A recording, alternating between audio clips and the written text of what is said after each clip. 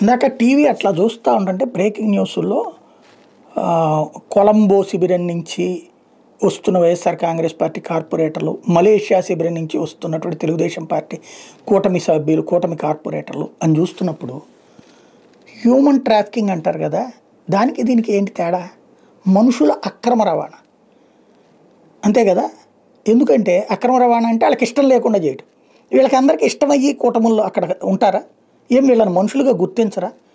వీళ్ళకి మీద ఆ మాత్రం నమ్మకం లేదా? ఆ పార్టీలకి ఆ పార్టీ తరపున గెలిచారు, వేరే పార్టీకి కొంతమంది వెళ్ళిపోయారు కాబట్టి మిగతా వాళ్ళన్నా వెళ్లకుండా చూసుకోవడమేమో వైఎస్ఆర్ కాంగ్రెస్ పార్టీకి అవసరమైంది. ఆల్రెడీ వచ్చిన వాళ్ళు మళ్ళీ ఎక్కడ వెనక్కి వెళ్ళిపోతారో అన్నటువంటి భయమేమో అధికార పక్షం తెలుగుదేశం జనసేనలకు అవసరమైంది. ఇదేం దౌర్భాగ్యం! చివరికి నమ్మిన పార్టీలు ద్రోహం చేసేటటువంటి ప్రజాప్రతినిధులు, భయపడేటటువంటి ప్రజాప్రతినిధులు, ధనానికి లొంగిపోయేటటువంటి ప్రజాప్రతినిధులు, వీళ్ళందరూ రీతులు చెప్తూ ఉంటారు. ఎమ్మెల్యేలైనా ఎంపీలైనా నువ్వు ఒక పార్టీ తరపున గెలిచావు, కౌన్సిలరు, కార్పొరేటర్, వార్డు మెంబర్ ఎవరైనా సరే ఒక పార్టీ తరపున గెలిచావు. గెలిచిన తర్వాత నీకు ఆ పార్టీ నచ్చలేదు, ఆ విధానాలు నచ్చలేదు, వెళ్ళిపోదాం అనుకున్నావు. దెన్ రాజీనామా చేసి మళ్ళీ ఎన్నిక ప్రజామోదం పొందిపో. ఇదివరకు భారతీయ జనతా పార్టీకి సంబంధించినటువంటి వాళ్ళు ఏం చేసేవాళ్ళు?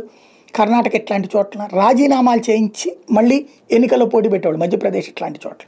బట్ మన దగ్గర అంతకుముందు 23 మంది అయినా, ఆ తర్వాత జగన్ అప్పుడు 4 అయినా, ఇప్పుడు మళ్ళీ ఇప్పుడైతే ఎమ్మెల్యే లేరు కానీ ఎంపీలైనా సరే ఏం జరుగుతున్నది ఇక్కడ?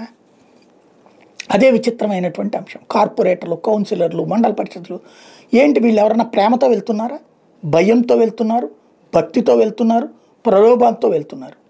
వీళ్ళందరినీ పాపం అని అనకూడదు, కాకపోతే వీళ్ళని మనుషుల్లాగా కాకుండా అలాగా కూటములు కట్టి తీసుకువెళ్తున్నారంటే ఎలాంటి వ్యవస్థలకు వెళ్తున్నారు వీళ్ళు? ఏ పరిస్థితుల్లో వీళ్ళు ఫేస్ చేస్తున్నారు? ఆలోచించుకోవాల్సిన సందర్భం.